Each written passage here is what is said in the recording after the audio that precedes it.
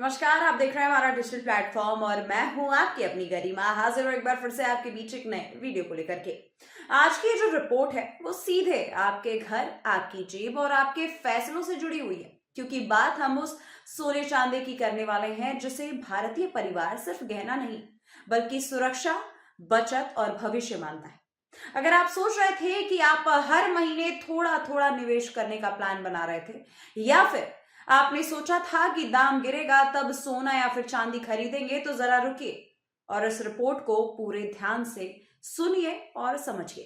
दोस्तों, साल 2025 में सोना और चांदी ने वो कर दिखाया है जो भारतीय बाजार के इतिहास में पहले कभी नहीं हुआ।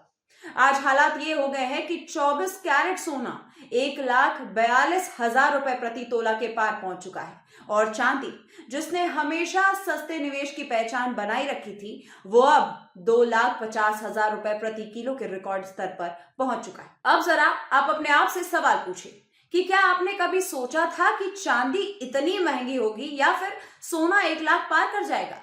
अब आप स्क्रीन पर ग्राफ देख रहे होंगे, जहां साफ दिखाई दे रहा है कि साल 2020 में सोना करीब 50,000 रुपए प्रति तोला था और चांदी 45 से 50,000 रुपए प्रति किलो के आसपास थी। फिर 2022 में सोना 60 से 65,000 तक पहुंचा और चांदी 70 से 75,000 के आसपास गई। 2024 तक सोना 80 से 90,000 पार कर चुका था और चांदी 1 लाख के करीब पहुंच चुकी थी। और अब 2025 में सोना 1,42,000 और चांदी 2,50,000 पर है, यानी सिर्फ 5 साल में सोना लगभग 3 गुना और चांदी 5 गुना महंगी हो चुकी है।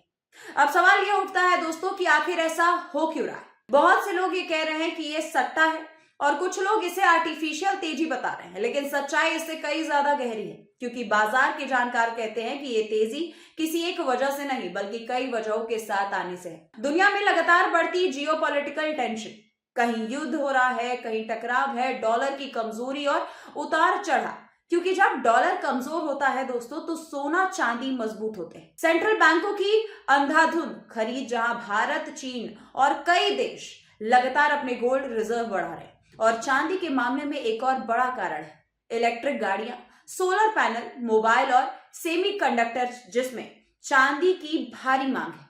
यानी चांदी अब सिर्फ गहना नहीं बल्कि इंडस्ट्री का अहम हथियार बन चुका है। अब सीधे आपके शहर के रेट की हम बात करते हैं, यानी Indian Boolean and jewellers association के मुताबिक दिल्ली, मुंबई, कोलकाता और चेन्नई जैसे बड़े शहरों में 24 कैरेट सोना इस वक्त 1,41,000 से लेकर के 1,42,000 रुपए प्रति तोला के बीच चल रहा है, जबकि 22 कैरेट सोना, जो आमतौर पर गहनों में इस्तेमाल होता है, वो करीब 1,30,000 रुपए प्रति तोला के आसपास है। और चांदी देश के ज्यादातर सरफा बाजारों में 2,45,000 से 2,50,000 रुपए प्रति किलो के बीच कारोबार कर रही है। अब एक और ग्राफ मैं साफ दिखा दूं कि पिछले एक महीने में चांदी ने कितनी तेजी छलांग लगाई है, क्योंकि सिर्फ एक हफ्ते पहले चांदी पहली बार 2 लाख रुपए किलो के पार गई थी और अब उसी स्तर पर टिक कर आगे बढ़ रही है। जानकार साफ कह रहे हैं दोस्तों कि अगर हालात ऐसे ही रहते हैं तो चांदी आने वाले समय में 3 लाख रुपए प्रति किलो का आंकड़ा भी छू सकती है।